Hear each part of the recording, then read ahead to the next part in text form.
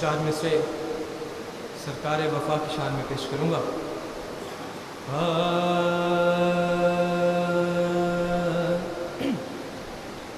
یہ معجزہ دکھلائیں گے عباس کے بازو، یہ معجزہ دکھلائیں گے عباس کے بازو، دریا کو اٹھا لائیں گے عباس کے بازو، محشر میں کدھر جائے گا شبیر کا دشمن، ہر سمت نظر آئیں گے عباس کے بازو، یہ معجزہ دکھلائیں گے۔ درود بآواز بلند صلوات۔ برائے خوشنودی امام حسین علیہ السلام بلند صلوات۔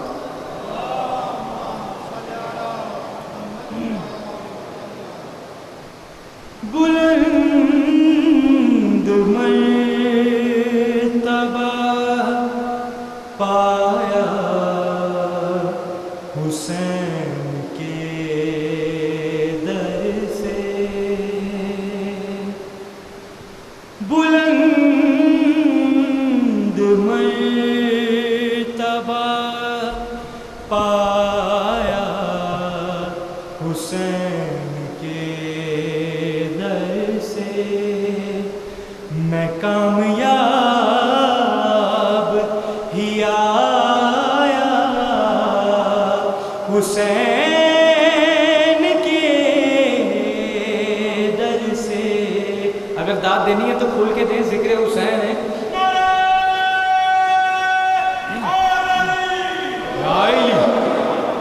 یہ ذکر جو ہے یہ ہماری جان ہے، سو آپ لوگ سنتے ہیں، اور اگر آپ کو شعر پسند آتا ہے تو داد بھی کھل کے دیں، اور صلوات جتنی ان کی شان بلند ہے اتنی بلند صلوات بھی ہونی چاہیے۔ ایک بلند ترین صلوات پڑھ دیجیے۔ محمد علی و فاطمہ حسن بھی ملے، محمد علی و فاطمہ حسن بھی ملے، خدا کا قرب بھی پایا حسین کے در سے، بنا پروں کے ہوا در بدر تو فطرت نے، بنا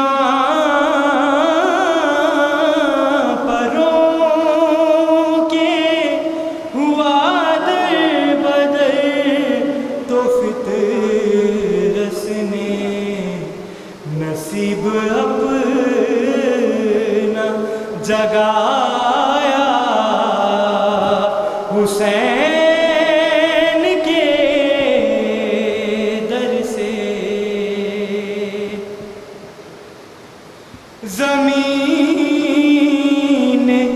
کرب و بلا سے میں آ گیا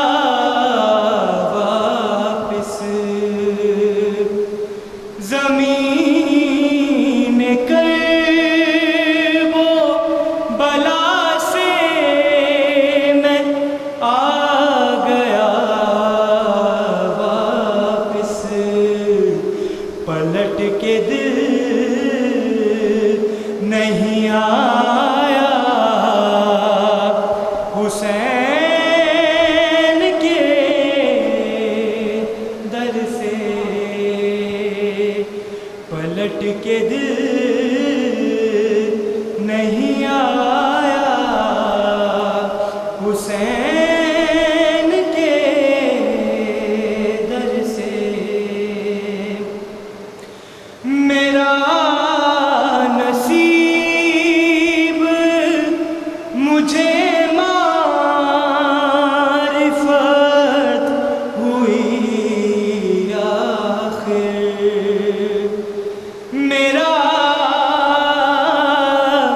نصیب مجھے معرفت ہوئی آخر، میں بامراد ہی آیا حسین کے در سے۔ بروز حشر وہ منصور کو بھی بخشیں گے، بروز حشر وہ منصور کو بھی بخشیں گے۔ سند یہ لے کے میں آیا حسین کے در سے، بلند مرتبہ پایا حسین کے در سے۔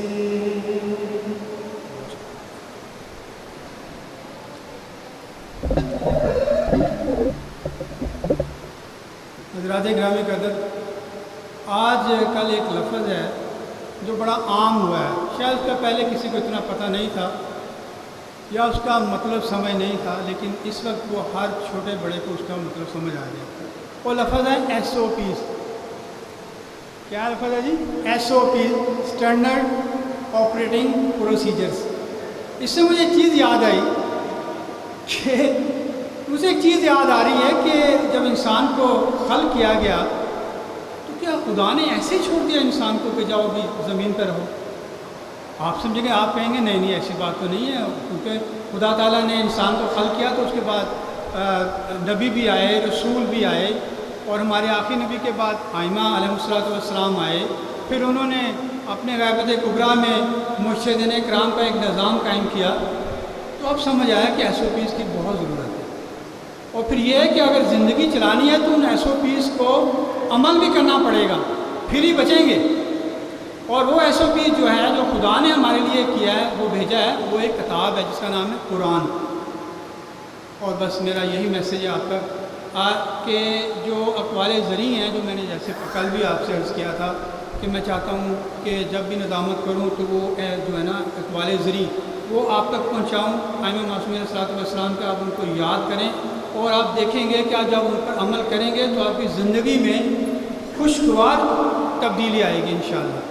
تو ابھی اسد ناصر جان صاحب کے بعد میں وہ ایک اقوال زرعی پڑھوں گا تاکہ ان کا ٹائم میں نہ لوں۔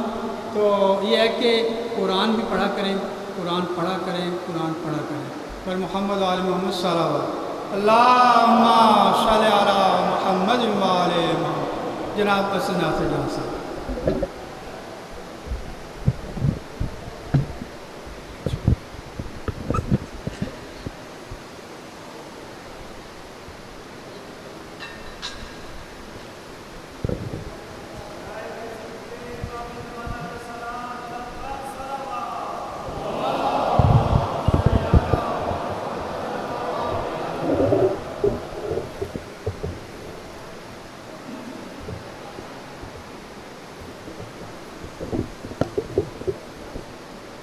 باواز بلند صلوات پڑھیے محمد و آل محمد پر۔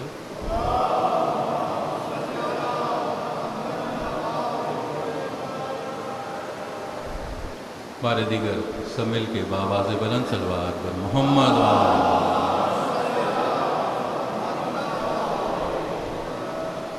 استاد قمر جلالی کے 4 مصرے حدیث سنتے فضل خدا سے دو پسر دونوں امام مشرقین فضل خدا سے دو پسر دونوں امام مشرقین باپ کو کیوں ہو زحمتیں ایسے ہوں جب کہ نور عین حکم رسول کے خلاف جور یزید دیکھ کر حکم رسول کے خلاف جور یزید دیکھ کر دین پکارا یا علی سامنے آ گئے حسین بآواز بلند صلوات پڑھیے محمد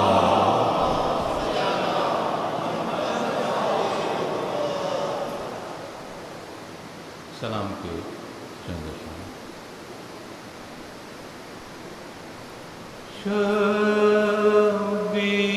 شبیر کی مجلس میں قضا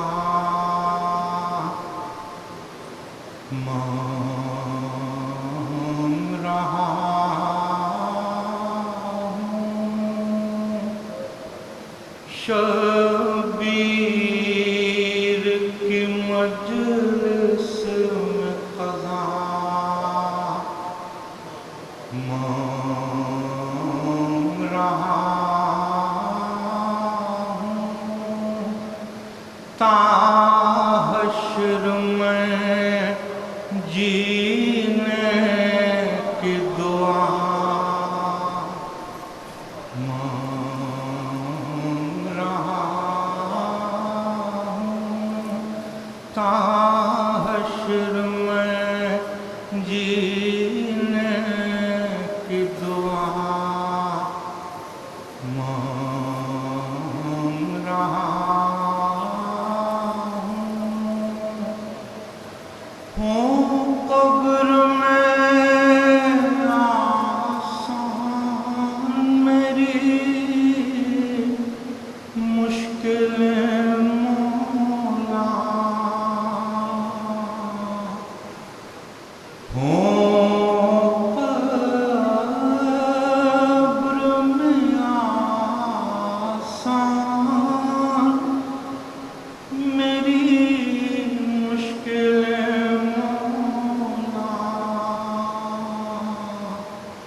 ایک چٹکی فقط خاک شفا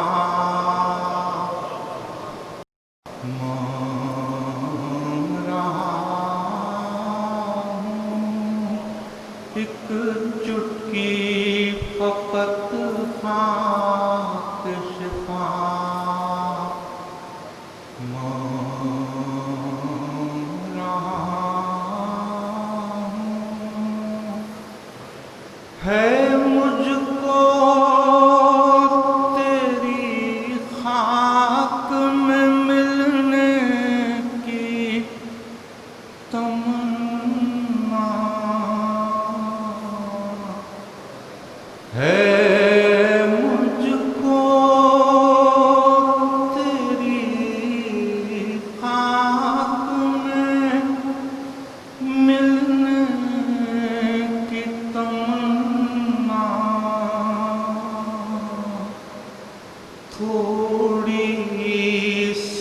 زمین کر وہ بلا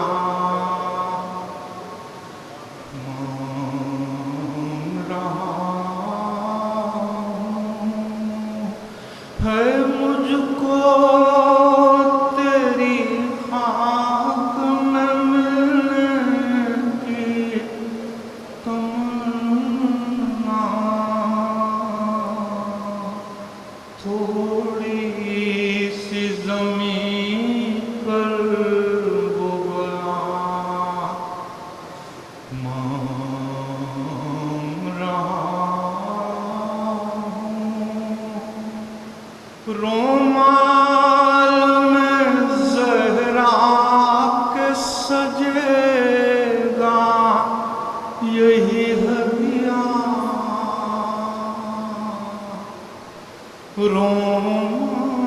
رومال میں زہرا کے سجے گا یہی ہدیہ، اللہ سے بس عشق ازاں مانگ رہا ہوں، اللہ سے بس عشق ازاں مانگ رہا ہوں، مومن ہے تو بے تیغ بھی لڑتا ہے سپاہی، مومن ہے تو بے تیغ بھی لڑتا ہے سپاہی، بے شیر کے لڑنے کی ادا مانگ رہا ہوں، مومن ہے تو بے تیغ بھی لڑتا ہے سپاہی، بے شیر کے لڑنے کی ادا مانگ رہا ہوں، شبیر کی مجلس میں خزاں مانگ رہا ہوں، تا حشر میں جینے کی دعا مانگ رہا ہوں، صلوات پڑھیے تو محمد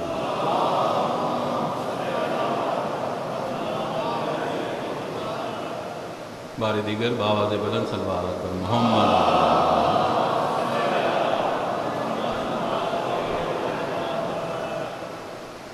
مصائب کے چند اشعار حضرت نجم افندی کے سلام سے حجر سے۔ یہ نعتوں کی جزا ملی، یہ گاتوں کا صلہ دیا، یہ نعتوں کی جزا ملی، یہ ہدایتوں کا صلہ دیا، وہ چراغ قبر نبی کا تھا جس کربلا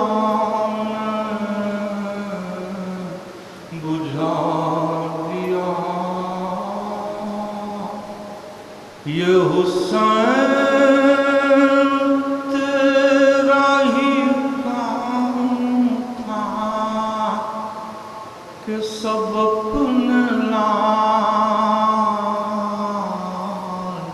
फिदा किए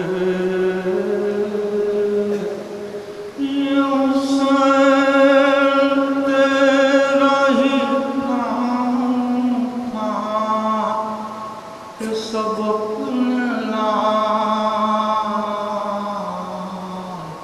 फिदा किए तुझे सितारों ने डूब कर शब गम का चाँद बना दिया ये अली के लाल की हिम्मतें ये सिनानों तीर की दावतें ये अली के लाल की हिम्मतें ये सिनानों तीर की दावतें कभी नौजवान को जिगर दिया कभी बेज़ुबान का गला दिया कहो दिल कहाँ से लाएंगे जो हुसैन खैमे में जाएंगे कहो दिल कहाँ से लाएंगे जो हुसैन खैमे जाएंगे जिस माँ की गोद से लाए थे उसे ज़ेरे ख़ां सुला दिया ये नातों की जज़ा मिली ये हिदायतों का सिला दिया वो चरा क़ब्र नबी का था जिसे करबला में बुझा दिया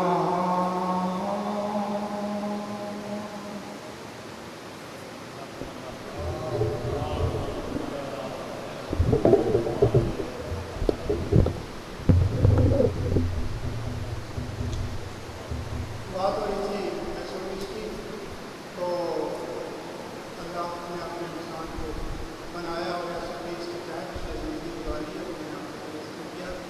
तो एक बड़ा खूबसूरत वसीयत है।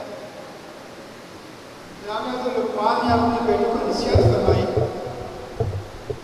कि ठीक है, हज़रत लुक़मान ने अपने बेटे को नसीहत फरमाई कि बेटा, उन्होंने यानी हज़रत लुक़मान ने 4 अंबिया किराम की खिदमत की और ये 6 चीज़ें उनसे सीखी। 4 नबियों की खिदमत करने के बाद सिर्फ 6 चीज़ें सीखी। वो क्या हैं? वो हमारे एसओपीज़ हैं, हमने उसके मुताबिक ज़िंदगी गुजारेंगे। वो क्या है? नंबर 1, जब दस्तरख़्वान पर बैठो तो अपने पेट को काबू में रखो, ठीक है जी। और दूसरे, नमाज के वक्त अपने दिल को काबू में रखो। और नंबर 3 है, किसी के घर जाओ तो अपनी आँखों को काबू में रखो। और नंबर 4, किसी महफ़िल में बैठो तो अपनी ज़ुबान को काबू में रखो। और नंबर 5, अल्लाह और मौत को हमेशा याद रखो।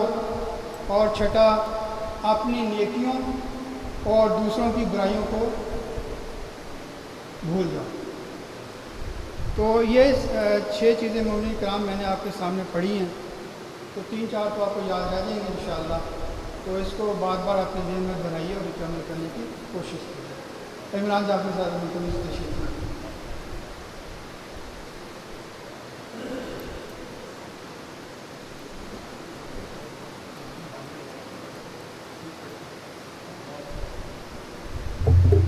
بسم اللہ الرحمن الرحیم۔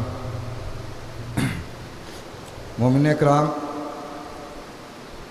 حالات کے پیش نظر ہم حتی الامکان کوشش کر رہے ہیں کہ عزاداری سید الشہداء اپنے رسمی طریقے سے جاری رہ سکے، اور انشاءاللہ اس کو کوشش کریں گے کہ جاری رکھیں۔ آنے والے دنوں میں انشاءاللہ پرسوں سے زیارات برآمد ہونا شروع ہوں گی، اور وہ بھی انشاءاللہ SOPs کے ساتھ ہم نکالیں گے۔ اس کا طریقہ کار کل انشاءاللہ میں واضح کر دوں گا۔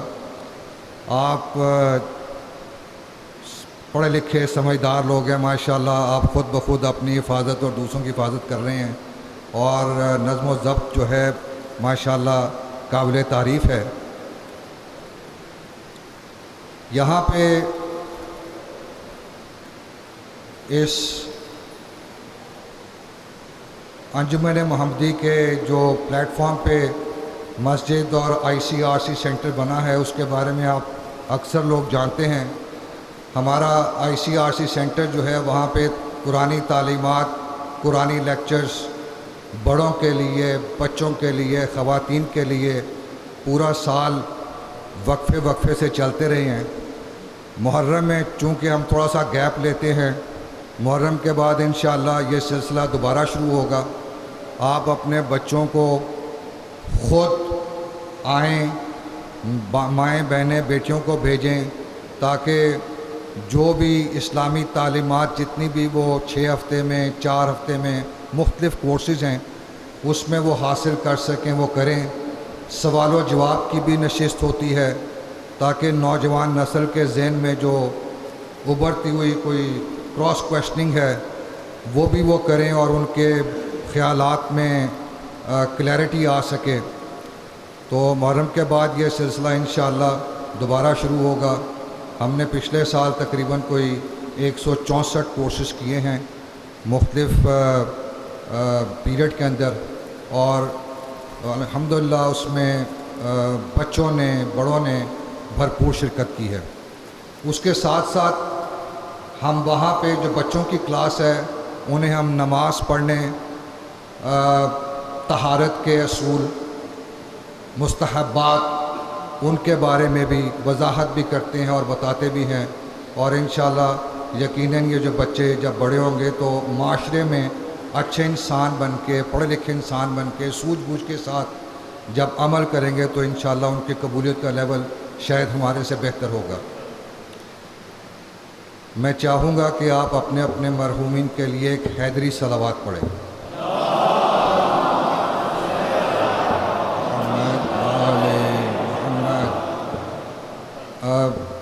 یہاں پہ جو احباب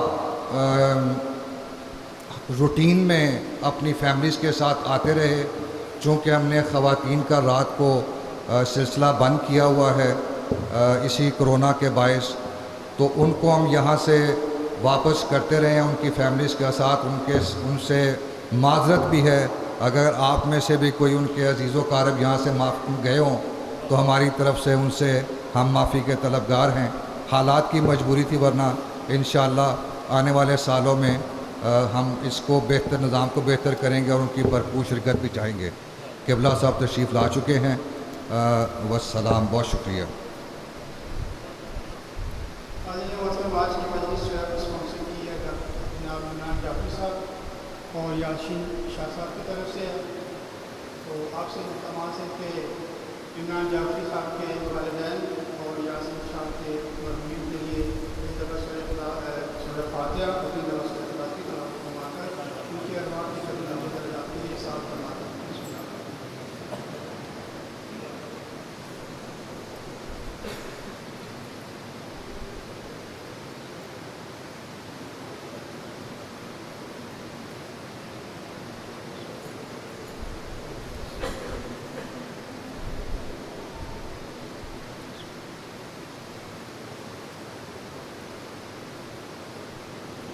جناب وزیر اسلام والمسلمین مولانا سید احمد پارویزی صاحب سے تشریف لائیں اور محمد و آل محمد صلوات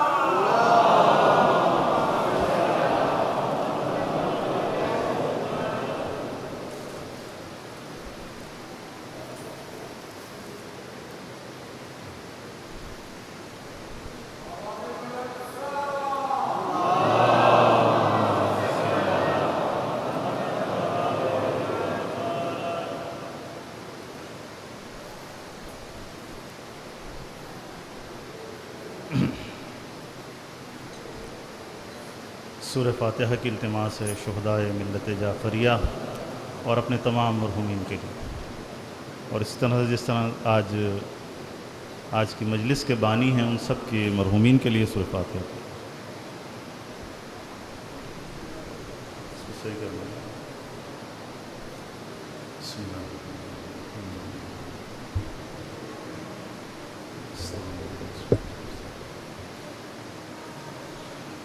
اس کو بھائی ذرا اسٹینڈ وہ آپ صحیح رکھیے گا کیونکہ ہلتا بھی ہے، پھر یہ روزانہ کی ڈسٹربنس ہے، صحیح کر رہے ہیں۔ درود بھیجے محمد والے محمد کا۔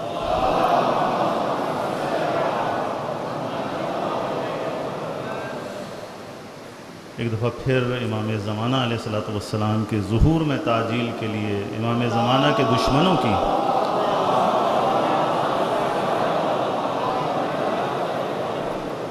اس مجلس کی قبولیت کے لیے اور دشمنان اہل بیت کی نابودی کے لیے بار دیگر بلندتر صلوات۔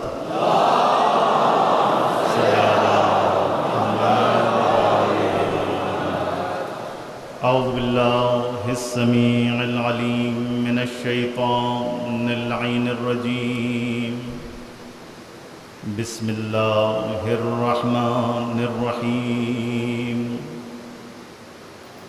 الحمد للہ رب العالمین، والصلاة والسلام علی اشرف الانبیاء والمرسلین، حبیب الہ العالمین ابی القاسم محمد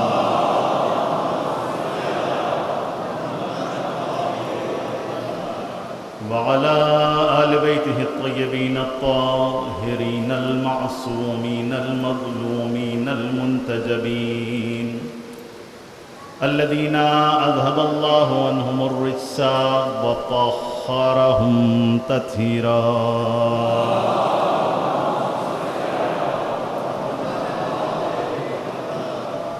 ولعنة الله على أعدائهم أجمعين من يومنا هذا إلى قيام يوم الدين، أما بعد فقد قال الله سبحانه وتعالى في محكم كتابه الكريم وقوله الحق وهو أصدق القائلين، أعوذ بالله من الشيطان الرجيم، بسم الله الرحمن الرحيم، فاسألوا أهل الذكر إن كنتم لا تعلمون۔ صلوات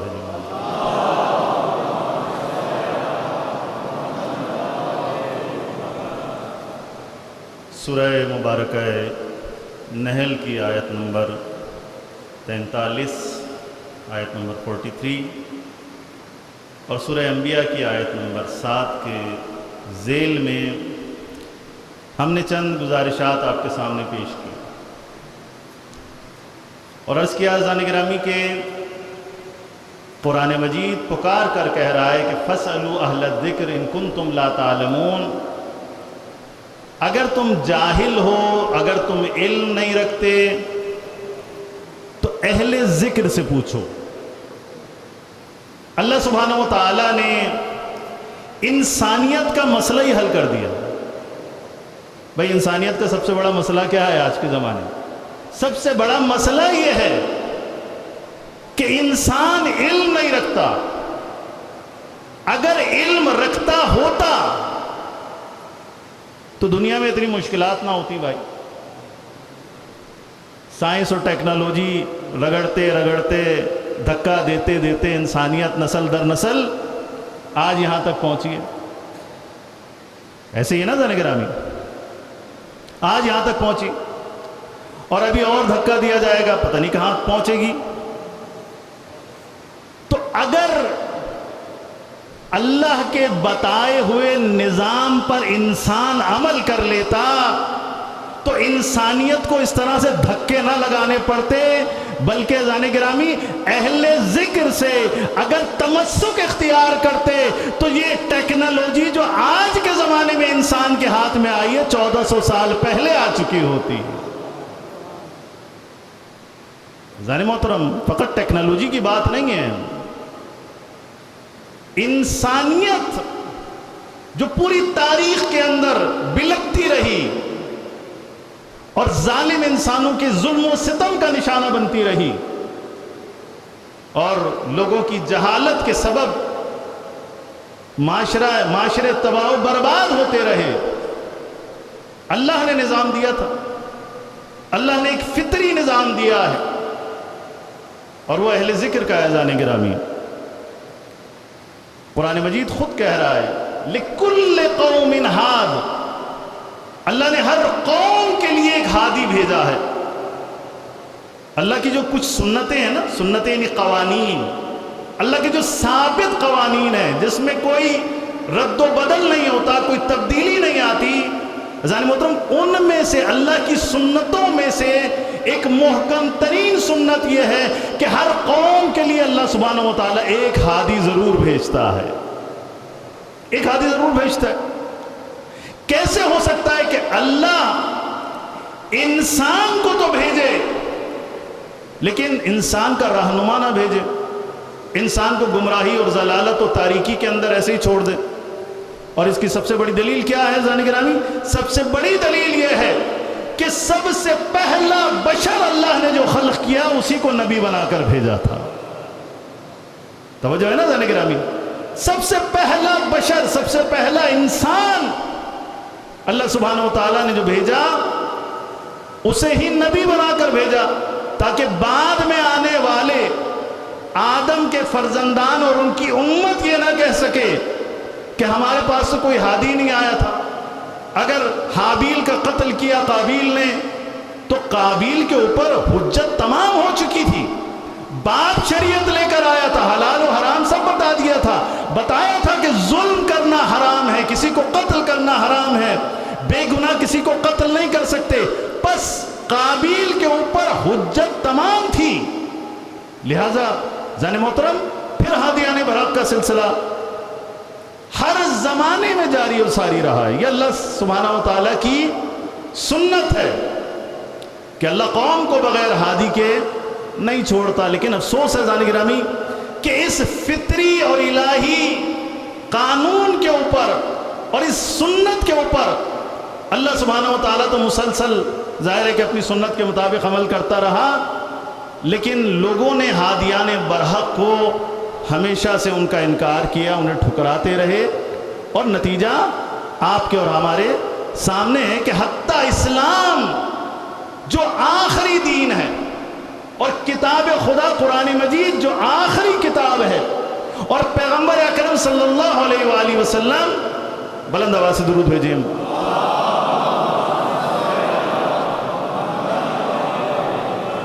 جو آخری پیغمبر ہے زان محترم، آپ دیکھیں آخری کتاب پر بھی اختلاف کیا، کس نے؟ اہل اسلام نے۔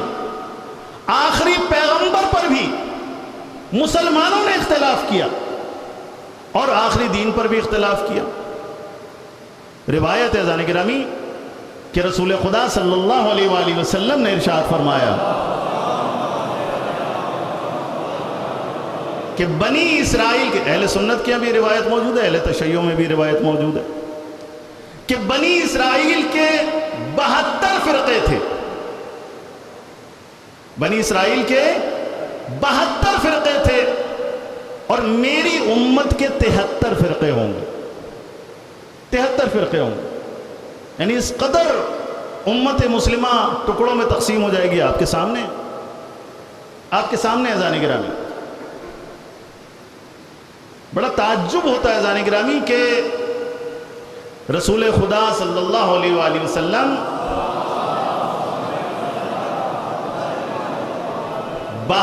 بہانے سے دوسرے انسانوں کو، دوسرے مذاہب کے ماننے والوں کو اسلام میں داخل کرتے تھے۔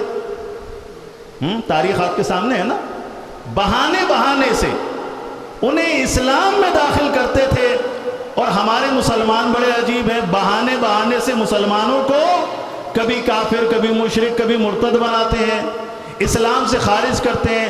رسول اللہ کی ساری زحمتیں جو لوگوں کو مسلمان کرنے میں لگی تھی، ان ساری زحمتوں کو عکارت کرنے میں مسلمانوں نے کوئی کمی نہیں چھوڑی ہے اذان محترم۔ ابھی آج ہی ایک دشمن اہل بیت کا بیان سن رہا تھا میں، پاکستان کی سرزمین پر یزیدان وقت اور یزید کے پیروکار کہ جن کا ایجنڈا یہ ہے کہ پاکستان میں افراتفری پھیلانی ہے، عالمی استکباری ایجنڈا، اور پاکستان کے اندر ان کی ڈیوٹی یہ ہے، ان کو ڈالر، ان کو ریال، ان کو یورو اس بات کے ملتے ہیں کہ پاکستان کو عدم استحکام کا شکار کرنا ہے۔ اس میں سب سے آسان ترین فارمولا کیا ہے اذان محترم؟ فرقہ واریت، مصنوعی فرقہ واریت امپوز کرنی ہے۔ کہاں؟ پاکستان کے اندر اور عالم اسلام میں۔ یہ ایجنڈا ہے باقاعدہ۔ پاکستان کے اندر فرقہ واریت کہاں ہے اذان محترم؟ فرقہ واریت تو یہ ہوتی ہے نا کہ بھئی دو طرفہ معاملہ ہے، ادھر سے بھی لوگ فرقہ واریت کر رہے ہیں، ادھر سے بھی کر رہے ہیں، یہ بھی قتل کر رہے ہیں، وہ بھی قتل کر رہے ہیں۔ تو مجھے بتاؤ پاکستان کے اندر کون سی فرقہ واریت ہے؟ ایک فرقہ ہے محمد والے محمد کا ماننے والا، ایک عزادار فرقہ ہے، علی ابن ابی طالب کے پیروکار ہیں، جنہیں یک طرفہ طور پر، جنہیں وکٹم بنایا گیا، جن کی نسل کشی کی گئی، جن کا قتل عام کیا گیا، پہلے انہیں کافر بنایا گیا اسی ملک کے اندر، اور اس کے بعد جو ہے آپ کا قتل عام کیا گیا۔ تو اس ملک میں کوئی پوچھنے والا ہے کہ یہ یک طرفہ کارروائیاں کیوں؟ یہ بالآخر تکفیر کی جو تحریک شروع ہوئی، اس کے پیچھے کون لوگ تھے؟ اب میری مجبوری ہے کہ بہت ساری باتیں میں بیان نہیں کر سکتا اذان محترم، لیکن اب تو ہر چیز آیا ہے، سب جانتے ہیں کون ملک کے اندر تکفیریت لے کر آیا، کون ملک کے اندر ملیٹنسی لے کر آیا، کون ملک کے اندر ہیروئن لے کر آیا، کون ملک کے اندر کلاشنکوف کلچر لے کر آیا۔ ہمارے تو یہ نوجوان ہاتھوں میں قلم پکڑتے تھے، یاد ہے نا آپ کو اذان گرامی؟ آج سے 40 سال پہلے، 50 سال پہلے پاکستان بنا، اس کے بعد آپ دیکھیں کس قدر امن و امان تھا، سکون تھا۔ تو پھر یہ کیا ہوا کہ ایک دم سے ایک تکفیریت کی اور دہشت گردی کی لہر شروع ہوئی، اور اس کے بعد شیعان حیدر کرار کا یک طرفہ قتل عام ہوا ہے اذان محترم، یک طرفہ، اور کوئی ہمارا پرسان حال نہیں تھا اس ملک کے اندر۔ حکومت ان کے ساتھ، حکومت نہیں، حکومتیں ان کے ساتھ۔ اور کراچی کے ایک بہت بڑے عالم دین ہیں، دیوبندی عالم دین، انہوں نے کل نماز جمعہ کے خطبے میں ایک خطا کر دی، ایک گناہ کر دیا۔ بھئی کیا گناہ کر دیا؟ کیا خطا ہو گئی؟ گناہ کر دیا کہ شیعوں کو مسلمان کہہ دیا۔ یہ پاکستان کے اندر بہت بڑا گناہ ہے بھائی، بہت بڑا جرم ہے۔ کوئی مولوی آپ دیکھ لیں जाने मोहतरम, बड़े बड़े मौलाना यहाँ पर बसते हैं पाकिस्तान की सरजमीन पर, बड़ी बड़ी इस्लामी तहरीकें नाम नेहाद इस मुल्क के अंदर मौजूद हैं, लेकिन किसी को तौफीक नहीं होती कि खुल के कहे कि हाँ शिया भी मुसलमान हैं। वो जानते हैं कि शिया मुसलमान है और शियों से बढ़कर मुसलमान कौन होगा। ये वो कौम है जो अव्वलुल मुस्लिमीन अली इब्न अबी तालिब की पैरोकार है।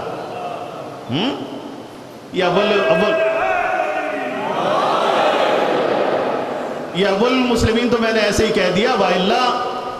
जान मोहतरम, अली को हम ये नहीं कहते कि अली पहले कुछ और थे बाद में मुसलमान हुए हैं, हाँ, बल्कि ये तो घराना वो है जो दीन इब्राहिमी पर पहले से मौजूद था, चाहे हजरत अबू तालिब हो, चाहे उनके आबा व अजदाद हो, या अली इब्न अबी तालिब और उनकी नस्लें हों। एक दफा दुरूद भेजे मोहम्मद वाले मोहम्मद पर।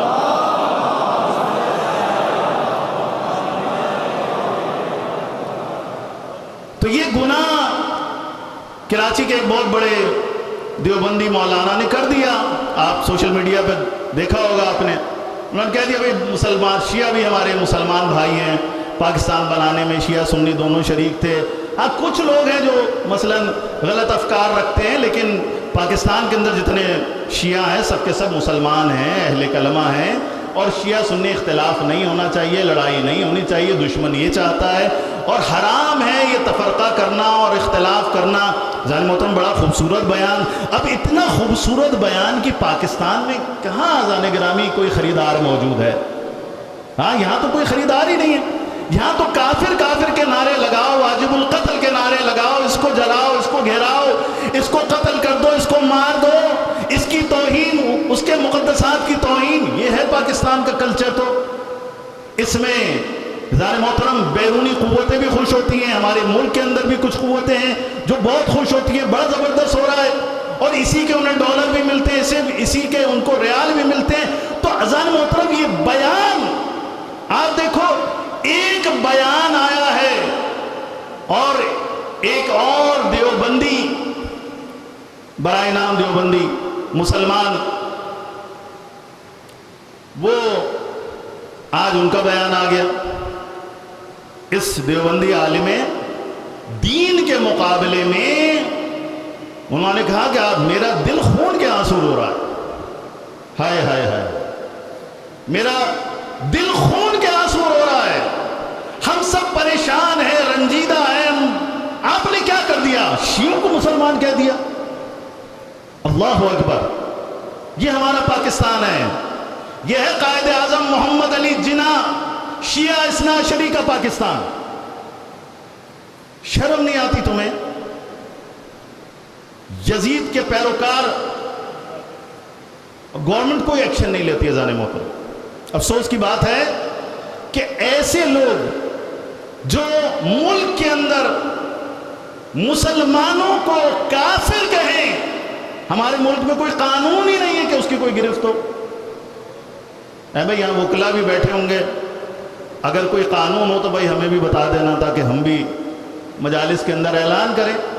लेकिन मुझे नहीं लगता कि पाकिस्तान के अदालत के अंदर कोई ऐसा कानून मौजूद हो कि कोई किसी मुसलमान को बेजा काफिर कहे, उसे वाजिबुल कत्ल कहे, तो उसके ऊपर कोई एक्ट लगता हो, कोई कानून लगता हो, कोई जुर्म उसको करार दिया जाए। अफसोस है जाने मोहतरम, हमारा ये मुतालबा है आले मोहम्मद अलैहिस्सलाम के चाहने वालों का कि पाकिस्तान कायदे आजम मोहम्मद अली जिन्ना और मोहम्मद अली जौहर और इस तरह के बहुत सारे शियान हैदर करार, जाने मोहतरम रईस अमरूही जैसे बुजुर्ग शायर अदीब, जिन्होंने पाकिस्तान की तामीर में, पाकिस्तान की तरक्की में, पाकिस्तान की सकाफत में जिन्होंने बेहतरीन किरदार अदा किया, राजा साहब महमूदाबाद जैसी लोग जिन्होंने अपनी दौलत दी पाकिस्तान को, फातिमा जिन्ना जैसी खवातीन जिन्होंने मुल्क के अंदर जाने मोहतरम एक बेहतरीन रोल प्ले किया, पाकिस्तान बनाने में जिन्होंने रोल प्ले किया, सबके सब शिया इस्ना अशरी थे जाने मोहतरम। लेकिन अफसोस के साथ मुझे कहना पड़ता है کہ قائد اعظم محمد علی جناح کی قوم کو کافر کہا جاتا ہے اور ہمارے ملک میں کوئی قانون نہیں ہے. اگر شیعہ اثنا عشری پاکستان کے اندر کافر ہیں تو پھر ماننا پڑے گا کہ قائد اعظم محمد علی جناح بھی تمہاری نگاہ میں کافر ہیں. تو کوئی قانون نہیں ہے اس ملک کے اندر کہ اس کو پکڑا جائے اور اس پر کوئی گرفت کی جائے. افسوس کے ساتھ جان گرامی وہ بڑی برہمی کا اظہار کرتا ہے، پھر وہ کتابیں نکال کے دکھاتا ہے کہ یہ دیکھو بھائی تمہارے ابا کی یہ کتاب تھی، تمہارے دادا کی یہ کتاب تھی، فلاں عالم کی یہ کتاب تھی، فلاں عالم کی یہ کتاب تھی. وہ کون سی کتابیں ہیں؟ وہ کتابیں ہیں جن میں شیعوں کی تکفیر کے فتوے دیے ہوئے، شیعوں کی تکفیر کے فتوے دیے ہوئے. جان محترم اس سے بڑا ظلم میں سمجھتا ہوں کہ پاکستان کے اندر اس سے بڑا ظلم کوئی نہیں ہو سکتا. اور میں صرف یہ کہنا چاہتا ہوں، اے مولا حسین کے عزاداروں، اے شیعان حیدر کرار، یاد رکھنا اس بات کو، تمہارا اس ملک کے اندر کوئی پرسان حال نہیں ہے، لیکن اس بات کو یاد رکھنا جیسے 1400 سال پہلے بنو امیہ اور بنو عباس ساری کی ساری ظلم و ستم کرنے کے باوجود آل محمد کے چاہنے والوں کو روک نہ سکے، تو پاکستان کی سرزمین پر نہ یہ عزاداری رکے گی اور نہ عزادار کبھی رکے گا انشاءاللہ.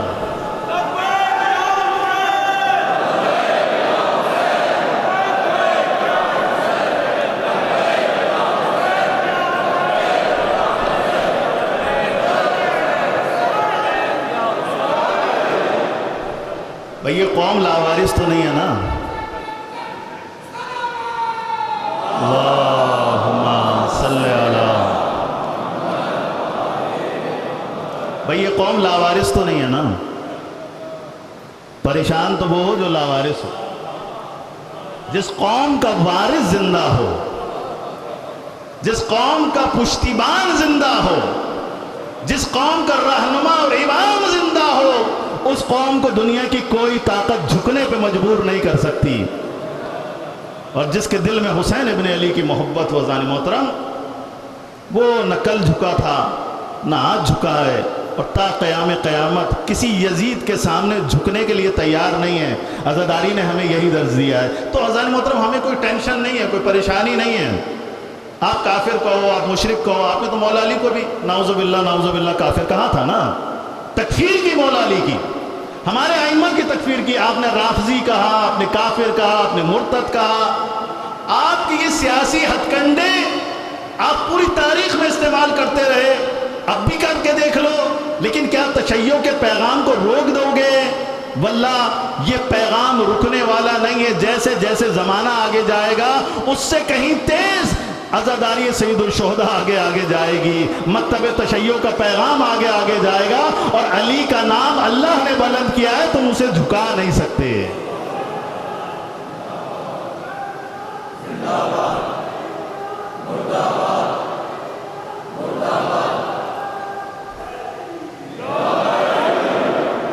تو قرآن نے ایسے لوگوں کے بارے میں کہا ہے موتوا بغیظکم، مر جاؤ اپنے اس غضب کے اندر، مر جاؤ. تل ملا رہے ہیں، پریشان ہیں، مرچیں لگی ہوئی ہیں کہ بھئی آج تک تو کسی نے اتنے کھل کے شیعوں کو مسلمان نہیں کہا تھا. اور یہ خاندان جنہوں نے جو بڑا خاندان ہے پاکستان کے اندر ذان محترم، انہوں نے یہ بات کر دی تو مرچیں لگی ہوئی ہیں. قرآن نے آپ کے بارے میں کہا موتوا بغیظکم، اپنے غیظ و غضب میں مر جاؤ. اتنا غیظ و غضب تمہیں آنا چاہیے اس بات پر کہ انشاءاللہ مر کے جہنم میں جاؤ اور یزید کے ساتھ انشاءاللہ اللہ تمہیں فی النار کرے. ایک دفعہ درود بھیجے محمد والے محمد پر.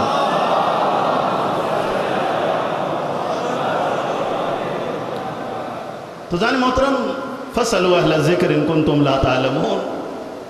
عجیب ہے، بد نصیب ہے وہ انسان کہ جو اہل بیت علیہ السلام سے دور ہو. بد نصیب ہے. پس گرامی اس آیت کے اندر ذکر جو آیا ہے فاسألوا اہل الذکر، سوال کرو اہل ذکر سے. توجہ ہے نا میری طرف بزانی گرامی؟ اب جن جن کی توجہ ہے آخر تک صلوات بھیجیں محمد والے محمد پر.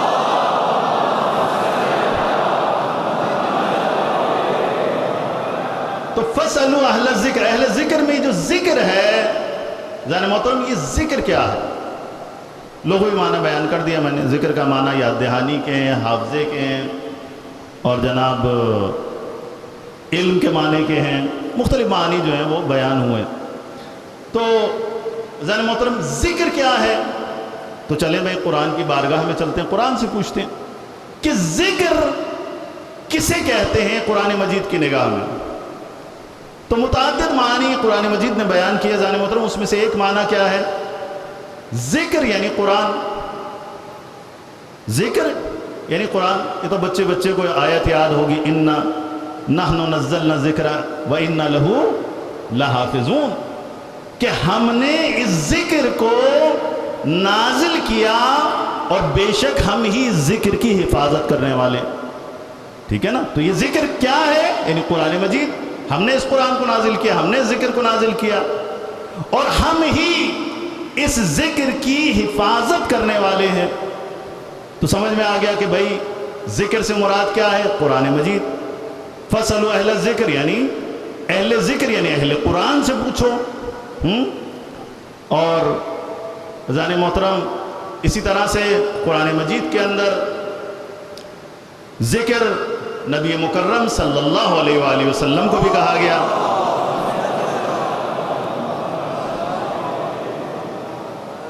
نبی مکرم صلی اللہ علیہ وآلہ وسلم کو بھی ذکر کہا گیا ہے. قرآن بھی ذکر ہے، نبی مکرم بھی ذکر ہے. قد انزل اللہ علیکم ذکرا رسولا یتلو علیکم آیات اللہ مبینات.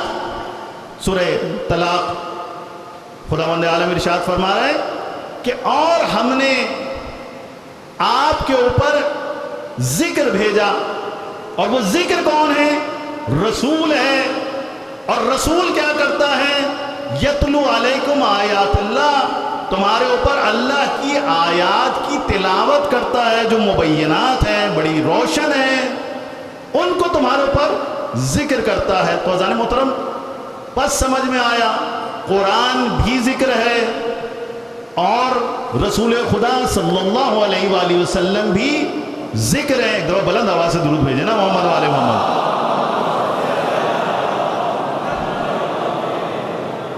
اب پہلے عشرے میں تیسری مجلس میں ایسے ڈھیلے سلوات ڈھیلے نعرے تو پھر مزہ نہیں آتا نا. اب میں نعرہ لگواتا ہوں، نعرے کا آپ لوگوں نے جواب دینا ہے انشاءاللہ. جہاں تک آواز آ رہی ہے جو علی والے میں نعرہ لگواؤں گا نعرے کا جواب دیں گے. نعرہ حیدری حیدری حیدری. اتنی بلند آواز سے درود بھیجیں محمد والے محمد پر.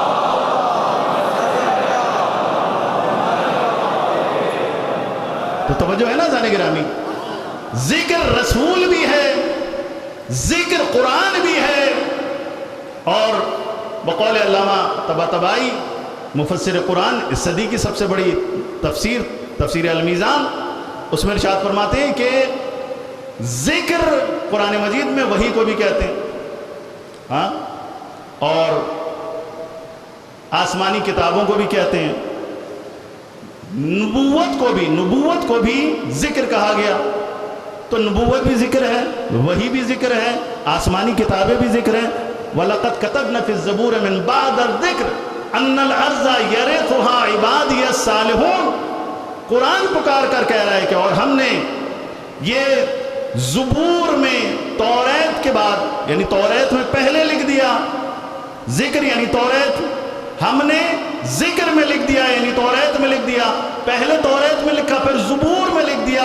ان الارض یرثها عبادی الصالحون. اے آل محمد کے چاہنے والوں، اے امام زمانہ علیہ الصلوۃ والسلام کے ماننے والوں، تمہیں اللہ پیغام دے رہا ہے کہ بالآخر اس زمین کے وارث صالح اور نیک لوگ قرار پائیں گے. صالح اور نیک لوگ قرار پائیں گے. اور اس آیت کی تفسیر یہ ہے کہ جب علی کا بیٹا زہرا کا لال امام زمانہ علیہ الصلوۃ والسلام جب ظہور فرمائیں گے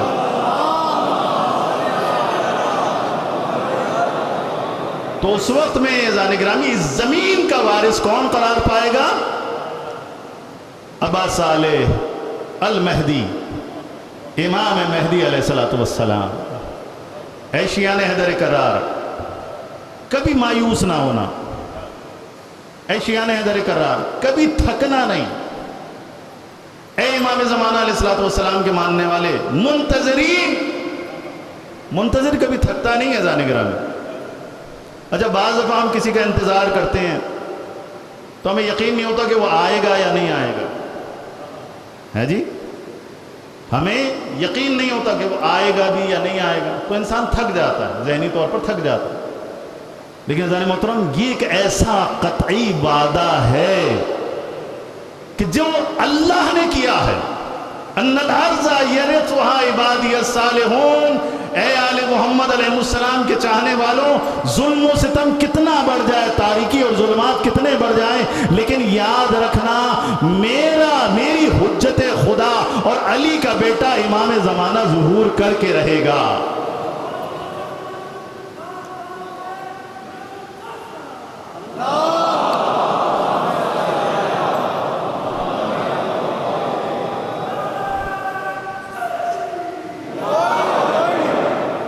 تو یہ ظہور ہو کے رہے گا عزیزان گرامی، ہمیں اس کا یقین ہے۔ تو جس کو یقین ہو کہ نجات دہندہ آنے والا ہے اور وہ آئے گا اور ظلم و ستم کا خاتمہ کرے گا، عدل و انصاف کی حکومت کو قائم کرے گا، اور آل محمد کی وہ حکومت جو چھینی گئی تھی، اللہ اس حکومت کو لوٹا دے گا۔ تو جس کو یہ یقین ہو، وہ قوم نہ کبھی تھکتی ہے، نہ کبھی مایوس ہوتی ہے، نہ کبھی ڈرتی ہے، نہ کبھی خوفزدہ ہوتی ہے، بلکہ وہ آگے بڑھتی ہے پورے جوش کے ساتھ، پورے ولولے کے ساتھ، پوری توانائی کے ساتھ، پوری انرجی کے ساتھ۔ اور الحمدللہ روز بروز آپ دیکھیں اس کرونا کے زمانے میں بھی جب قوم ڈر کے اپنے اپنے گھروں میں بیٹھی ہوئی ہے، الحمدللہ عشق حسین ایسا ہے لوگوں کے دلوں کے اندر کہ بہرحال 120 کا خیال رکھتے ہوئے ماشاءاللہ ہمارے مومنین الحمدللہ ہر مجلس کی زینت بنے ہوئے ہیں۔ ایک دفعہ تمام مومنین کی سلامتی کے لیے صلوات پڑھیں محمد والے محمد۔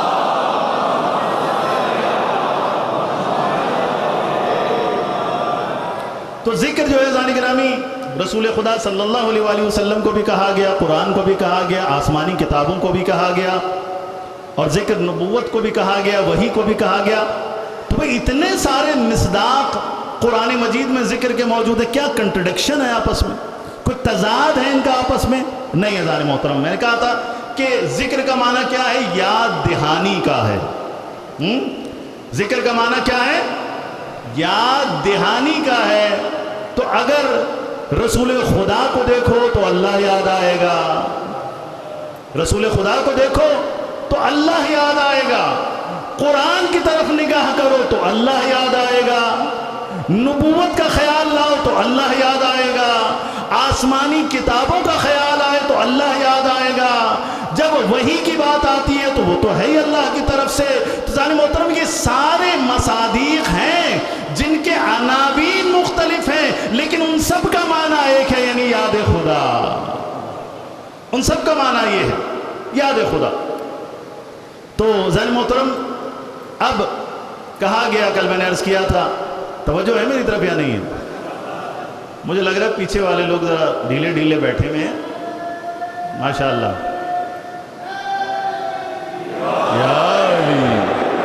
ماشاءاللہ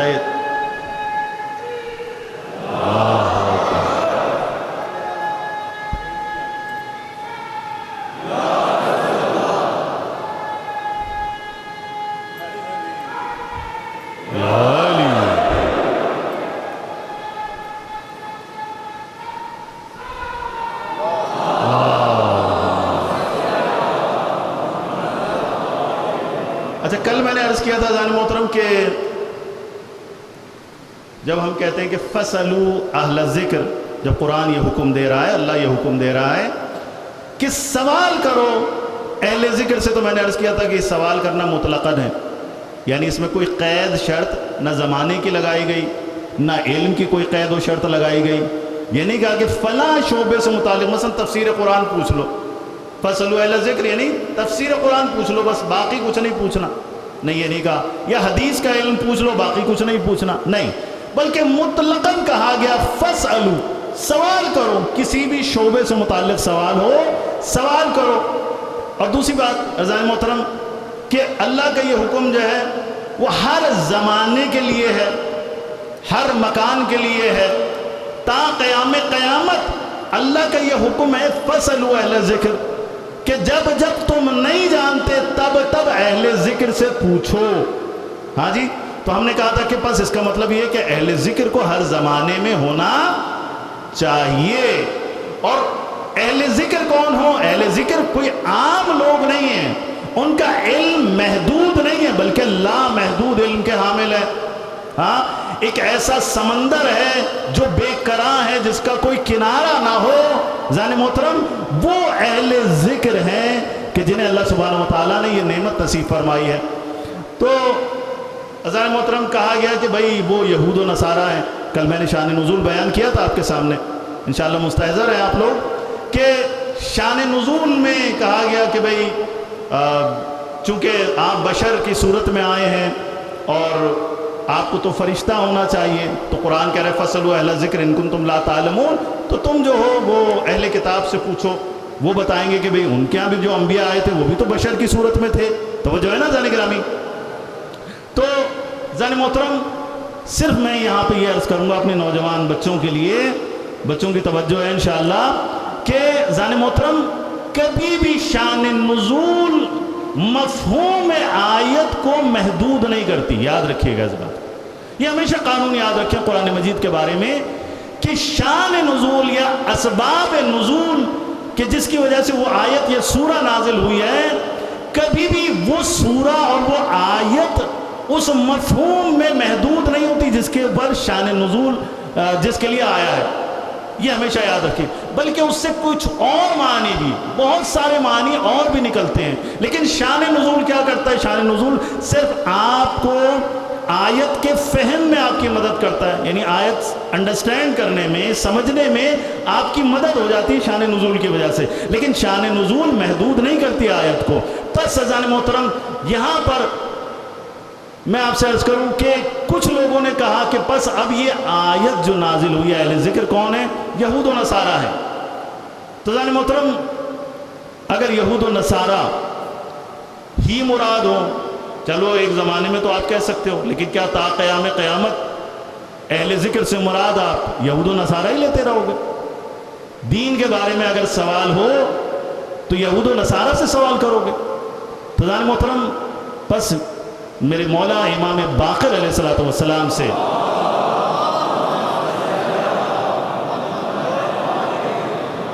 اور امام رضا علیہ السلام سے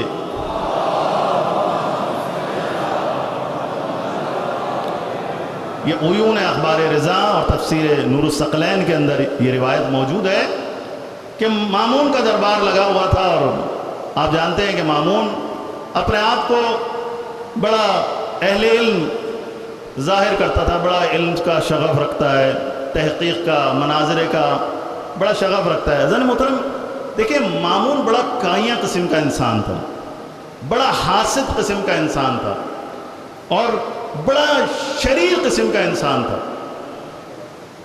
وہ امام کو لے کر اسی لیے آیا تھا مدینے سے ایران، خراسان، کہ امام کو کسی طرح سے محدود کرے، امام کی ایکٹیویٹیز کو کنٹرول کرے. شیعان حیدر کرار، شیعان امام رضا علیہ السلام کو کیا کرے؟ امام سے بدظن کرے. وہ امام جو مظلوم تھا، ہاں ہمارے ائمہ ظاہر مظلوم تھے، ہمیشہ عالم غربت میں انہوں نے زندگیاں گزاری، زندانوں میں زندگیاں گزاری، عالم ہجرت میں زندگیاں گزاری، خفقان کے زمانے میں زندگیاں گزاری. ہمیں ہر قسم کا بائیکاٹ آل محمد علیہ السلام کے ساتھ ہوتا رہا. حتیٰ گھر کے اوپر پہرہ داری تھی، گھر کے اندر پہرہ داری تھی، اتنے ہمارے ائمہ مظلوم رہے. تو جیسے جیسے، بہت توجہ چاہتا ہوں، جیسے جیسے ائمہ کی مظلومیت بڑھتی جاتی تھی، تشیع میں کمی نہیں آتی تھی بلکہ تشیع کے جذبے میں اور اضافہ ہوتا جاتا تھا. تشیع کے جذبے میں اضافہ ہوتا تھا، تشیع ڈرتی نہیں تھی. شیعان حیدر کرار جیسے جیسے ائمہ کی مظلومیت دیکھتے تھے، ویسے ویسے کیا ہوتا تھا ذہن محترم؟ لوگوں کے اندر جذبہ، ولولہ اور ائمہ کے لیے اور عشق اور محبت پیدا ہوتی تھی. مظلومیت دیکھ کر ذہن گرامی لوگوں میں جذبہ بڑھتا ہے، جذبہ کم نہیں ہوتا. اور یہی ہوا. تو مامون خبیث نے کیا کیا زان محترم؟ اس نے کہا کہ میرے آباء و اجداد نے بڑی غلطیاں کی، اہل بیت علیہ السلام کو مظلوم بنایا، انہیں اسیر رکھا، انہیں قتل کیا، اور اس مظلومیت کے نتیجے میں کیا ہوا؟ تشیع پھیلتی چلی گئی۔ مظلومیت لوگوں کے جذبے میں اضافہ کرتی ہے، عشق میں اضافہ کرتی ہے، ظالم سے نفرت ہوتی ہے، مظلوم سے محبت ہوتی ہے۔ ہر سالم فطرت انسان ایسا ہی ہے زان محترم، کافر ہی کیوں نہ ہو، یہ تو شیعہ نے حضر کر رہا ہے۔ تو اس نے یہ ٹیکنیک ازان گرامی اور ایک اسٹریٹجی بنائی باقاعدہ امام رضا علیہ السلام کو کی شخصیت کو نعوذ باللہ خراب کرنے کے لیے اور شیعوں کو آل محمد علیہ السلام سے دور کرنے کے لیے، کہ یہی مظلومیت جو امام رضا علیہ السلام اور آل محمد علیہ السلام کی محبوبیت کا باعث بنتی ہے، ہم کیا کریں گے؟ اس مظلومیت کو ختم کر دیں گے اور امام رضا کو مدینے سے کہاں بلا لیں گے؟ اپنے محل میں بلا لوں گا۔ جب محل میں آ جائیں گے تو کیا ہوگا زان محترم؟ پھر لوگ کہیں گے لو بھائی ہمارا امام تو محل کے اندر زندگی گزار رہا ہے، شیعوں پر اتنا ظلم ہو رہا ہے، شیعہ پریشانی میں زندگی گزار رہے ہیں، فقر و فاقہ میں زندگی گزار رہے ہیں، ہمارا امام کہاں ہے؟ ہمارا امام تو محل میں مامون کے پاس ہے، جانشین بنا ہوا ہے۔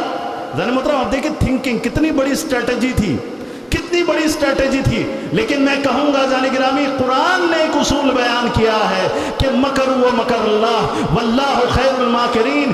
تم نے بھی ایک مکر کیا امام رضا علیہ السلام کے خلاف، اور اللہ نے بھی اپنی تدبیر کی، اور اللہ جب تدبیر کرتا ہے تو تمہاری سارے مکر اور ساری تدبیریں اکارت چلی جاتی ہیں۔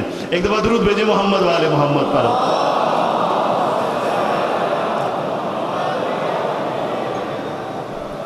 لہذا امام رضا علیہ السلام زان گرامی جب مدینے سے چل رہے تھے اس وقت سے ہی اپنی مظلومیت کو بیان کیا، لوگوں کو اعلان کر دیا تھا کہ میں جو مدینے جا رہا ہوں، میں جو خراسان جا رہا ہوں، یہ اپنی مرضی سے نہیں جا رہا بلکہ مجھے لے جایا جا رہا۔ اور امام رضا علیہ السلام واحد امام غریب الوطن کہ جنہوں نے اپنی زندگی میں کہا تھا کہ مجھ پر گریہ کر، اللہ اپنی زندگی میں کہا تھا کہ مجھ پر گریہ کرو، مجھ پر رو۔ اپنے اہل بیت کو، اہل خانہ کو، محلے والے جمع ہوئے، سب حیران تھے، کیوں رو؟ کہا کہ میرا یہ سفر آخر ہے، یہ سفر آخر۔ اب جہاں ظاہر ہے یہ امام سے لوگوں کی عقیدت کا اظہار تھا، وہاں مولا یہ بھی بتلانا چاہتے تھے کہ میں اپنی مرضی سے نہیں جا رہا، میں کوئی محل میں نہیں جا رہا بلکہ مقتل گاہ میں جا رہا، میں اپنی کربلا میں جا رہا۔ یہ اعلان تھا، واضح اعلان تھا۔ اور اسی طرح سے جب مامون کے محل میں پہنچے تو وہاں بھی مولا نے کہا ٹھیک ہے میں جانشینی کو قبول کرتا ہوں، بظاہر تو مجھے جانشین بنا دو۔ کہا تھا کہ اگر آپ جانشینی قبول نہیں کریں گے تو آپ کو قتل کر دیں گے، مامون نے واضح طور پر کہا تھا۔ بہرحال امام نے قبول کیا اللہ کے حکم سے۔ ظاہر ہے کہ ظاہری اسباب اور وسائل یاد رکھیے گا زان گرامی، آئمہ معجزہ کر سکتے ہیں لیکن ہر جگہ معجزہ کرنے کا حکم نہیں ہے، ٹھیک ہے؟ لوگوں کی آزمائش بھی ہونی ہے نا، لوگوں کو تھوڑا سا شعور کا اپنا اظہار کرنا چاہیے۔ اگر کچھ لوگ کنفیوز ہو جائیں کہ مولا امام رضا محل مامون کے اندر کیا کر رہے ہیں بھائی، ہم تو یہاں بیٹھے ہوئے، تو یہ آپ کی آزمائش ہے، یہ آپ کا امتحان ہے کہ کتنا امامت کو سمجھتے ہو، کتنی امامت کی معرفت رکھتے ہو، کتنا امامت سے تمسک اختیار کرتے ہو، کتنا امام کی اطاعت کرنے والے ہو۔ تو زان محترم یہ ایک امتحان اور آزمائش ہے۔ تو امام نے زان محترم خود جب دربار میں پہنچے تھے کہا تھا جانشینی کو میں قبول ضرور کروں گا لیکن یاد رکھنا کہ میں کسی بھی فیصلے میں شریک نہیں ہوں گا، نہ کسی کو رکھوں گا، نہ کسی کو نکالوں گا، نہ قضاوت کروں گا، کچھ نہیں کروں گا، بس میں تمہارے محل میں رہوں گا، ٹھیک ہے؟ اب یہ مولا کی اسٹریٹجی تھی۔ اچھا اس کا اعلان بھی کیا مولا نے، شیعہ وہ جو پہاڑوں پر چڑھے ہوئے تھے زان محترم سید دیب القضائی جیسے بڑے بڑے شاعر، ہاں اس زمانے میں تو زان گرامی شاعروں کی بڑی ویلیو تھی، آج کل ہمارے معاشرے کے اندر شاعروں کو کوئی پوچھتا نہیں ہے، لیکن اس زمانے میں شاعروں کی بڑی ویلیو ہوتی تھی۔ کیوں؟ اس لیے کہ شاعر بعض دفعہ اس کے اشعار بڑی بڑی حکومتوں کو گرانے کا سبب بنتے تھے، اور اہل بیت علیہ السلام کی مرثیہ خوانی، اہل بیت علیہ السلام کے فضائل کو بیان کرنا، ذہن محترم اس میں دیوبند خزائی جیسے شاعروں کا بہت بڑا رول ہے، بہت بڑا رول ہے۔ لہذا وہ لوگ پہاڑوں پر چلے گئے تھے، تقیے کی زندگی گزار رہے تھے۔ امام رضا علیہ السلام جب محل میں آئے ہیں تو اس وقت ذہن محترم امام نے سب کو ایکسس دیا کہ آؤ بھائی پہاڑوں سے نیچے آ جاؤ، تقیہ ختم کرو، اور وہ محل جو امام رضا علیہ السلام کے شیعوں کے لیے مامون اس کے دروازے بند کرنا چاہتا تھا، وہیں امام رضا علیہ السلام نے امام نے کیا کیا، اسی محل کو مرکز بنا دیا اہل بیت علیہ السلام کی فضائل بیان کرنے کا، اہل بیت علیہ السلام کی کمالات کو بیان کرنے کا، مکتب محمد والے محمد کی تعلیمات کو پھیلانے کا۔ بس میں یوں کہوں کہ مامون جو اہل بیت علیہ السلام کے ذکر کو روکنا چاہتا تھا، اسی کے محل میں امام بارگاہ بن گیا، مجلس بھی ادھر ہوتی ہے اور محفل بھی ادھر ہوتی ہے۔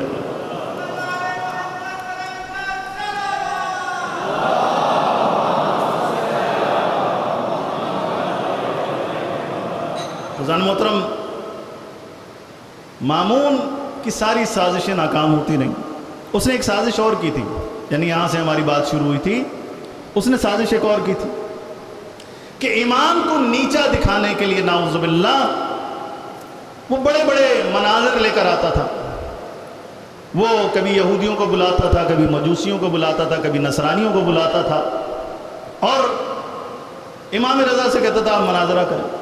اب دل میں کیا خواہش تھی کہ کسی مناظرے میں اگر فرزند رسول ہار گئے بس وہیں مامون کی جیت ہو جائے گی، وہیں اس کا مقصد پورا ہو جائے گا۔ دیکھیں ذہن گرامی، تبلیغ دین اس کا مقصد نہیں تھا، آل محمد کو نیچا دکھانا اس کا مقصد تھا۔ لیکن ذہن محترم، اللہ جسے عزت دے، اللہ جسے عزت دے اسے کون نیچا دکھا سکتا ہے؟ پس یہود و نصارہ کو بلایا امام رضا سے مناظرہ کرنے کے لیے، تو وہاں میرے 8ویں امام حضرت امام رضا علیہ السلام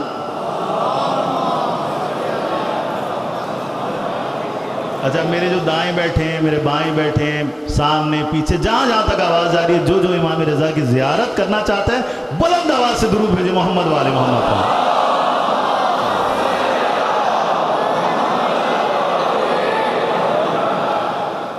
تو دربار لگ گیا، سج گیا، اور یہود و نصارہ جب امام رضا علیہ السلام کے سامنے آئے تو وہاں میرے مولا امام رضا علیہ السلام نے ارشاد فرمایا کہ نحن اہل الذکر فاسألونا ان کنتم لا تعلمون، ہم اہل ذکر ہیں، تم ہم سے پوچھو اگر تم نہیں جانتے، علم نہیں رکھتے، جاہل ہو، اگر تم دین کے بارے میں پوچھنا چاہتے تو ہم سے پوچھو۔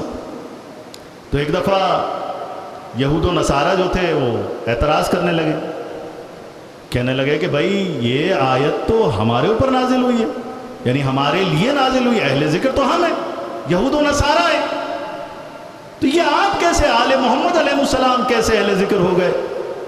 تو وہاں پر میرے 8ویں امام حضرت امام رضا علیہ السلام نے ارشاد فرمایا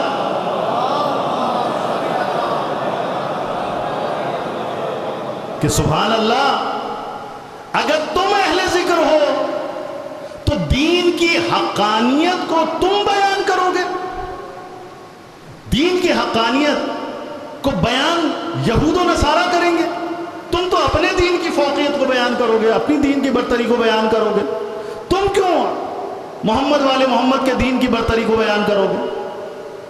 ہاں، پھر کہا کہ نحن مسئولون، ہم ہیں کہ جن سے سوال کیا جانا چاہیے، ہم ہیں اہل ذکر۔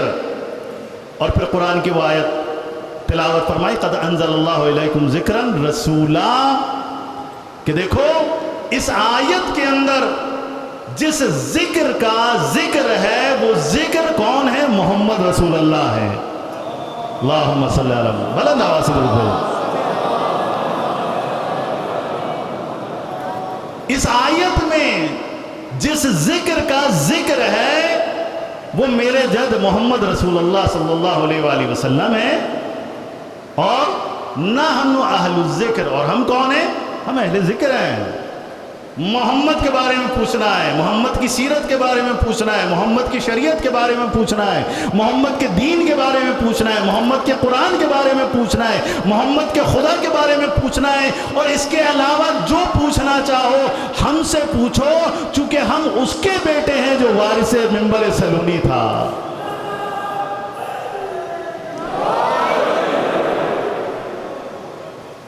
تو جان محترم بس میرا وقت ختم ہو گیا، ہم سے پوچھو۔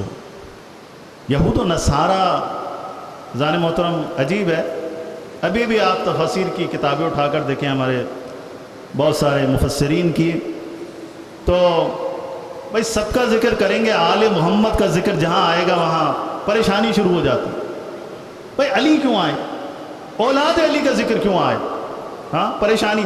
یہود و نصارہ ہی چاہے آ جائیں، علی نہ آئیں۔ آپ دیکھیں ذرا بد نصیبی سے بڑی کوئی ہوگی کسی مسلمان کی، کلمہ گو کی، کہ یہود و نصارہ قبول ہیں لیکن علی اور اولاد علی قبول نہیں ہے، جبکہ قرآن کیا کہہ رہے ہیں؟ لَتَجِدَنَّ أَشَدَّ النَّاسِ عَدَاوَةً لِلَّذِينَ آمَنُوا الْيَهُودِ، کہ اسلام کے سب سے بڑے دشمن کون ہیں؟ یہودی ہیں۔ سب سے بڑے دشمن یہودی ہیں، اور قرآن خود کہہ رہا ہے کہ یہود و نصارہ کبھی بھی تمہارے دین کو قبول نہیں کریں گے، تمہیں قبول نہیں کریں گے، تم سے راضی نہیں ہوں گے، حتی تتبع ملتہم، جب تک کہ تم ان کے دین یعنی یہود و نصارہ کو قبول نہ کرو، اس وقت تک وہ تم سے راضی نہیں ہوں گے۔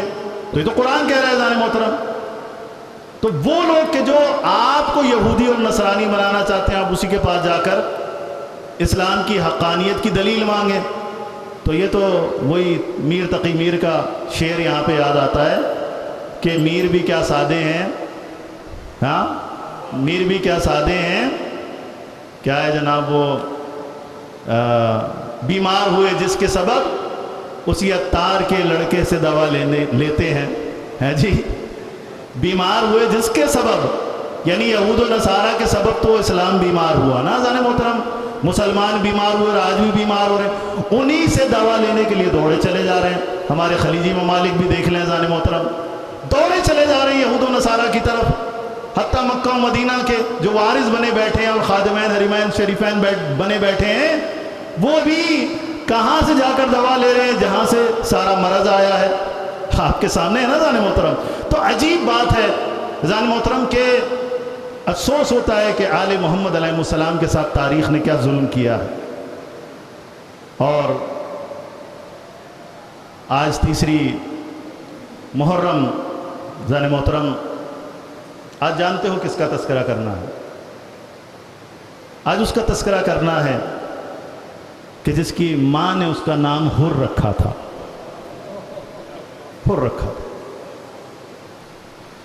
کہ جسے حسین نے دعا دی تھی انت حر فی الدنیا والآخرہ، اے حر تیری ماں نے تیرا نام صحیح رکھا ہے، تو دنیا میں بھی آزاد ہے، آخرت میں بھی آزاد ہے۔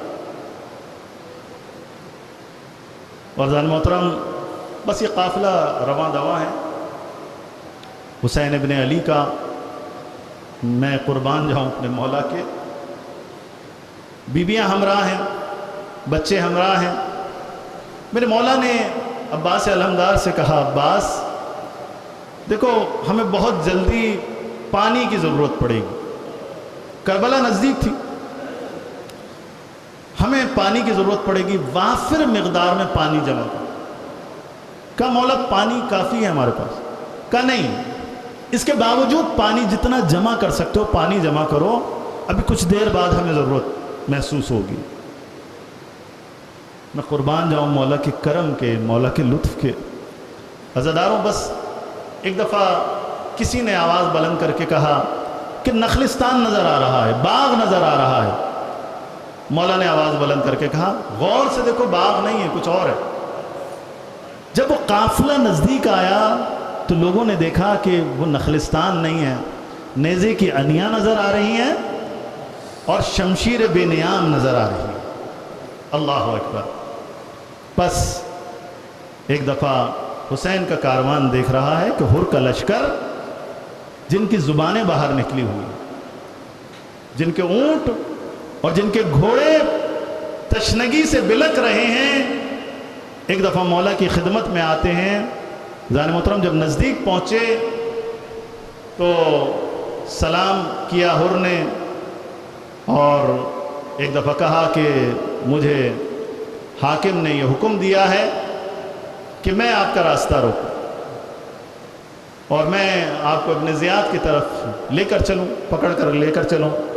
زان محترم وہاں پر ایک دفعہ میرے مولا حسین نے پہلی محبت کا تیر چلایا، اپنی محبت کا پہلا تیر چلایا اور کہا کہ جانتے ہو ہر میں کون ہوں؟ میں محمد رسول اللہ کا نواسہ ہوں، میں علی کا بیٹا ہوں، میں حسین ابن علی، جانتے ہو؟ کہاں مولا جانتا ہوں، لیکن میں مجبور ہوں۔ پس میرے مولا نے ایک دفعہ دیکھا کہ ہر پیاسا ہے، ہر کے گھوڑے پیاسے ہیں، عباس سے کہا عباس میں نے تمہیں کہا تھا نا پانی جمع کر لو، بہت جلدی ہمیں پانی کی ضرورت پڑے گی۔ عزاداروں بس عباس سے کہا عباس سارے لشکر والوں کو پانی پلاؤ۔ عزاداروں بس یہاں پہ رک کر ایک جملہ کہوں گا کہ یہ اخلاق آل محمد دیکھو کس قدر کریم تھے آل محمد۔ اب ان کی جگہ پر عام کوئی مسلمان ہوتا اور دشمن اس طرح سے پیاسا آتا تو دوسرا مسلمان تو یہ کہتا بھئی اچھا یہ مر جائے، جان چھوٹے، لیکن یہ کریم ابن کریم کا خانوادہ ہے زان محترم، یہ کریم ابن کریم کا خانوادہ۔ کہا عباس سب کو سیراب کرو، اور دیکھو جانور جب تک 3 دفعہ پانی سے سر نہ اٹھا لے پانی پی کر، اس وقت تک وہ سیراب نہیں ہوتا۔ میں کہوں گا مولا آپ کو ان کے گھوڑوں کی بھی اتنی پرواہ ہے؟ میرے مولا عاشور کے دن آپ کے بچے بلک رہے ہوں گے العطش العطش العطش کی صدائیں بلند ہو رہی ہوں گی، لیکن میرے مولا آپ جانتے ہیں اس کے باوجود آپ اپنے دشمنوں کو پانی پلا رہے ہیں۔ زداروں راوی کہتا ہے کہ پانی پلایا جا رہا تھا، سب سے آخر میں ایک شخص تھا، وہ سوچ رہا تھا کہ میری حالت اتنی غیر ہو گئی کہ جب تک مشکیزہ میرے پاس آئے گا اس وقت تک میں اس دنیا سے رخصت ہو چکا ہوں گا۔ بس عزیزداروں ابھی وہ یہ سوچ رہا تھا کہ حسین ابن علی نے اس شخص کی حالت کو دیکھا، مشکیزہ پکڑا اور دوڑتے ہوئے آئے، کہا کہ اس ہستی نے مجھے پانی پلایا۔ میں نے پوچھا یہ کون ہے؟ کہا جانتے نہیں ہو، یہ فرزند زہرا حسین ابن علی ہے کہ جس نے تمہیں سیراب کیا ہے۔ اللہ اکبر۔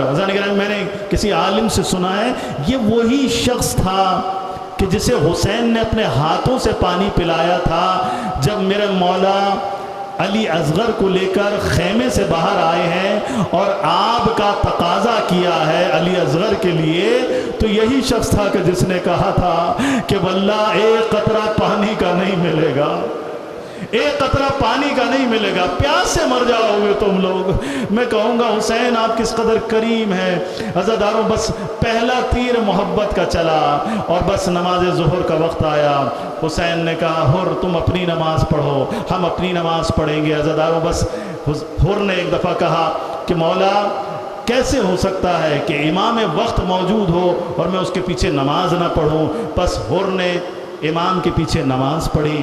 عزاداروں بس نماز ختم کرنے کے بعد اب جب حسین ذوالجناح پر سوار ہوئے اور اپنے گھوڑے کو موڑا ہے نا، تو ایک دفعہ ہر نے آ کر امام حسین سے کہا کہ مولا آپ سے یہ طے ہوا تھا کہ جہاں میں آپ کو لے کر جاؤں گا وہاں آپ جائیں گے۔ میرے مولا نے کہا کہ میرے راستے سے ہٹ جا۔ بس جب مولا نے یہ جملہ کہا کہ میرے راستے سے ہٹ جا، ہر بڑا بہادر تھا، ہر نے ایک دفعہ لجام فرس پر ہاتھ ڈال دیا، لجام فرس پر ہاتھ ڈال دیا۔ عزاداروں بس میرے مولا نے جب یہ جسارت دیکھی نا، ایک دفعہ ہر سے کہا ثقلت کا امک، یا ہر اے ہر تیری ماں تیرے سوگ میں بیٹھے، تو تو نے یہ جسارت کی کہ میرے گھوڑے کو روک دیا. عزاداروں یہ دوسرا تیر تھا حسین ابن علی کا کہ جو حر کے سینے میں پیوست ہوا. حر بڑا بہادر ہے. حر نے ایک دفعہ ایک جملہ کہا کہ مولا آپ نے تو میری ماں کے بارے میں جملہ کہہ دیا لیکن آپ کی ماں زہرا ہے کہ جن کے بارے میں کچھ نہیں کہہ سکتا سوائے درود و سلام کے. اللہ اکبر. عزاداروں بس اب یہ محبت زہرا کا نور جب بیدار ہوا نا حر کے دل کے اندر, بس اب یہ نور لے کر چلا ہے حر. راستہ روکا. بس عزاداروں شب عاشور آ گئی. حر پریشان ہے, کبھی دائیں جاتا ہے کبھی بائیں آتا ہے. سحر کا وقت آیا, عمر سعد آتا ہے. عمر سعد پوچھتا ہے کیا بات ہے حر گھبرائے ہوئے کیوں ہو.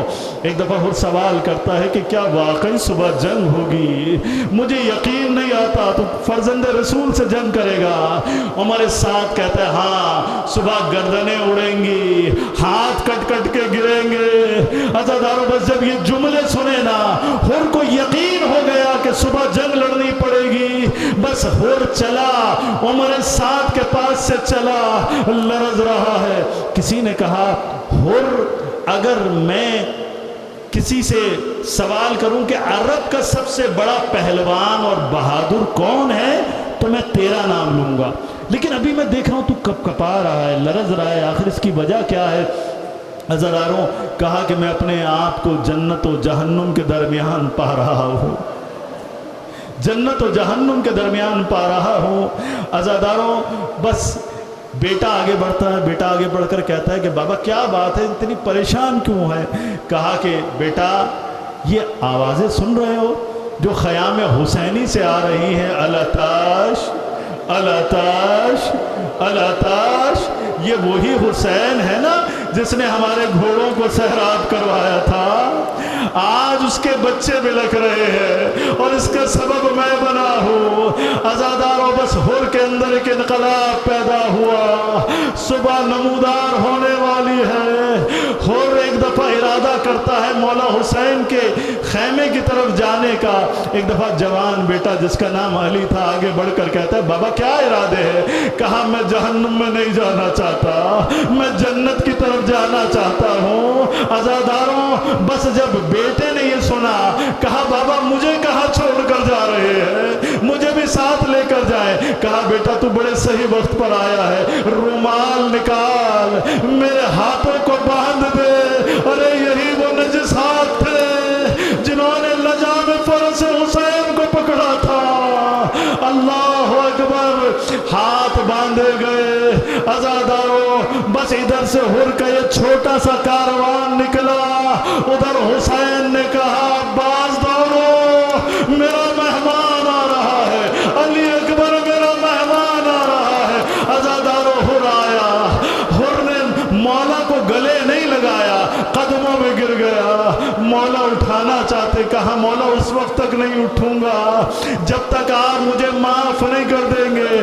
کہا حر جا, میں نے بھی تجھے معاف کیا, میری ماں زہرا نے بھی تجھے معاف کیا, میرے اللہ نے بھی تجھے معاف کیا.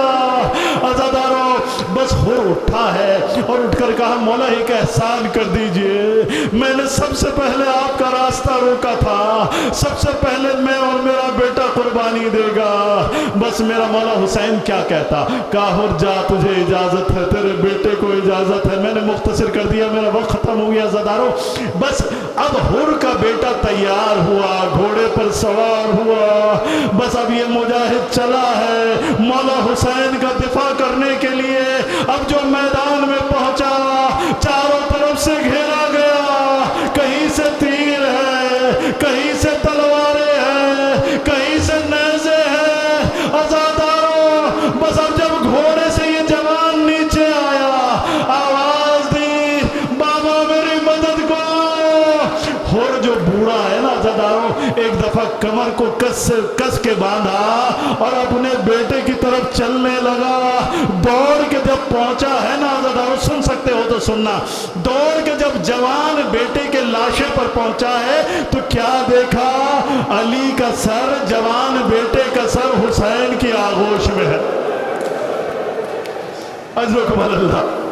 جوان بیٹے کا سر حسین کی آغوش میں ہے، قدموں میں گر کے کہتے ہیں مولا یہ تو آپ کا نوکر ہے، مولا یہ تو آپ کا نوکر ہے، آپ نے اس کو اتنا بلند مقام کیسے دے دیا؟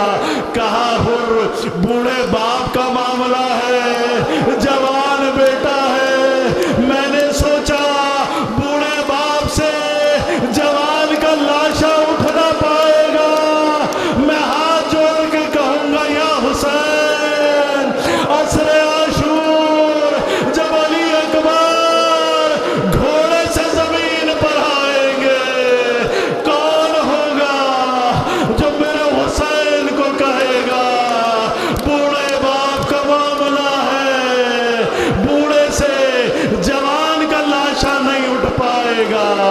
بس مقاتل نے لکھا، حسین نے خیمے کا رخ کیا، کہا اطفال بنی ہاشم آؤ، حسین سے علی اکبر کا جنازہ۔